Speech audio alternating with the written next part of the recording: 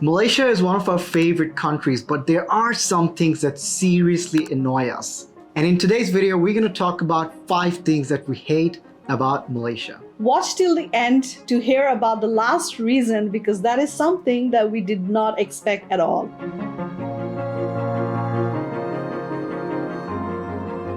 Okay, the first thing that we want to talk about is something that's a little bit personal, but it has to be said out loud.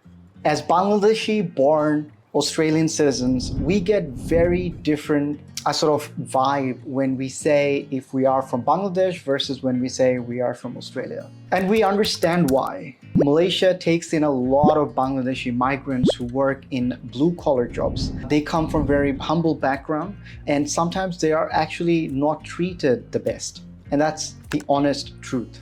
Now, this doesn't mean that everyone treats us the same way, but there is a soft, subtle bias that we can get.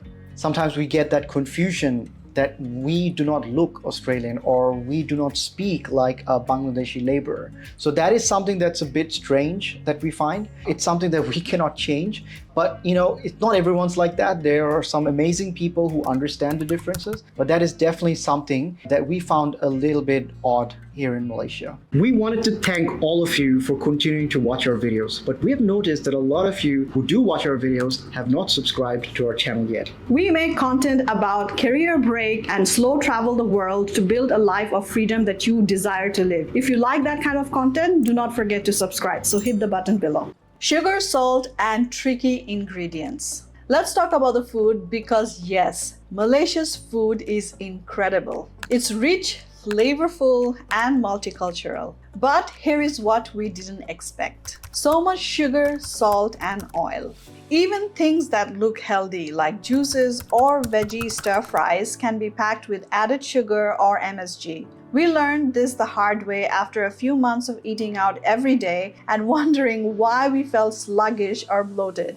And don't get us started on Milo and condensed milk. I mean, I do love the Milo drinks and I do like the teh tarik with a lot of condensed milk on it. But we have now started cooking more at home, reading labels closely and asking questions when ordering out. It's doable, but it takes a bit of an effort. Especially with a young child, we have had to be intentional about avoiding processed sauces, ultra sweet snacks, and fried everything. The food culture is beautiful, but it's not always aligned with long-term health. Malaysia is technologically advancing towards cashless payments, and they use this QR code. They've got multiple companies for it, such as Touch and Go or Do It. It's great for someone who lives here long-term because you can connect it to your local bank account, but it's kind of difficult sometimes when you are a foreigner. There are some places that wouldn't take cash and they wouldn't take a credit card. You can only pay through those QR codes. And it's becoming more and more common. That becomes a little bit challenging when you do not have cash or just have a credit card and you want to make payment. It is almost impossible to do it. Humidity, rain, and unpredictable weather. That's Malaysian weather for you. If you think you know what hot feels like, try stepping out in Penang 3 p.m. in August.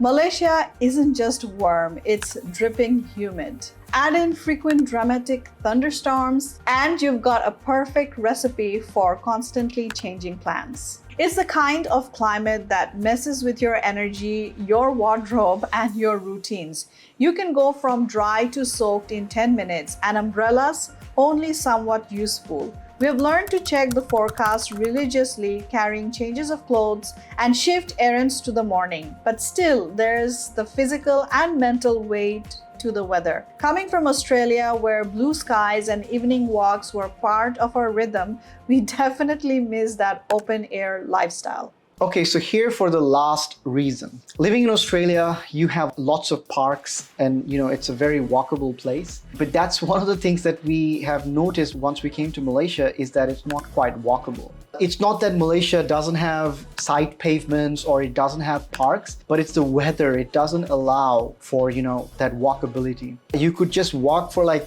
2-3 minutes and you'd get absolutely drenched and very tired, especially at certain times of the day. You could walk very early in the morning or, just as sun is setting, but it's not as common. Do you know what I mean? So that's something that really surprised us. We didn't think we'll miss this, and you do take it for granted sometimes when you're living in a place like Australia, but that's something that we definitely do miss, and we find it a little bit annoying that we can't walk as much as we wanted to here in Malaysia.